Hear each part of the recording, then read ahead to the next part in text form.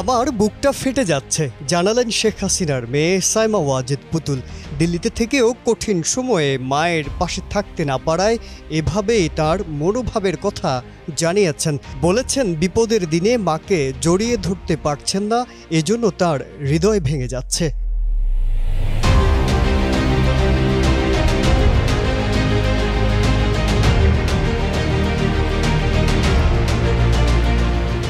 শেখ হাসিনা দেশ ছেড়ে এভাবে পালাবেন তা হয়তো কেউ কল্পনা করেনি। তিনি নিজেও ডুবলেন, দলের নেতাকর্মীদেরও ডোবালেন, খাদের কিনারায় রেখে গেলেন দল এবং দেশের মানুষকে। বল প্রয়োগ করে যে ক্ষমতায় থাকা যায় না, সেই দৃষ্টান্ত দেখালো বাংলার ছাত্র জনতা। বৃহস্পতিবার এক এক্স বার্তায় সাইমা ওয়াজেদ পুতুল মনের কথা তুলে ধরেন। বিশ্ব স্বাস্থ্য সংস্থার দক্ষিণ পূর্ব এশিয়ার আঞ্চলিক পরিচালক পুতুল। কর্মসূত্রে তিনি ভারতের দিল্লিতে বসবাস করছেন।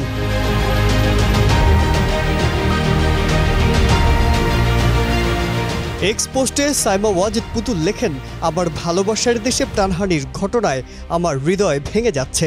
সেই সঙ্গে এমন কঠিন সময়ে মায়ের পাশে থাকতে না পারায় আর মাকে জড়িয়ে ধরতে না পারায় হৃদয় ভেঙে যাচ্ছে। দেশের পর বাংলাদেশের পতাকার ছবি দেন তিনি। পোস্টে সাইমা ওয়াজেদ পুতুল আরও জানান, তিনি এখন তার আঞ্চলিক পরিচালকের দায়িত্ব পালন করে যাচ্ছেন। পোস্টের শেষে বিশ্ব স্বাস্থ্য সংস্থাকে ট্যাগ করেন তিনি।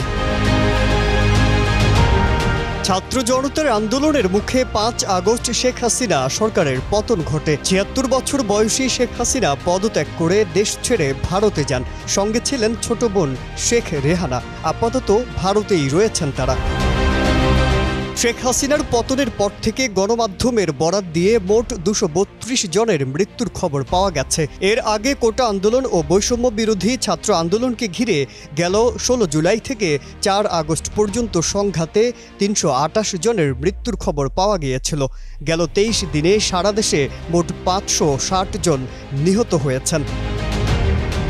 এদিকে দেশে ফিরে সব ধরনের হামলা বন্ধের আহ্বান জানিয়েছেন অন্তর্বর্তীকালীন সরকারের প্রধান উপদেষ্টার দায়িত্ব নিতে যাওয়া নোবেল বিজয়ী অধ্যাপক ডক্টর মোহাম্মদ ইউনুস।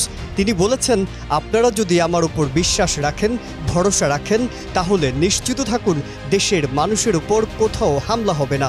আমার প্রথম কথা হলো, আপনারা বিশৃঙ্খলা, সহিংসতা থেকে দেশকে রক্ষা করুন।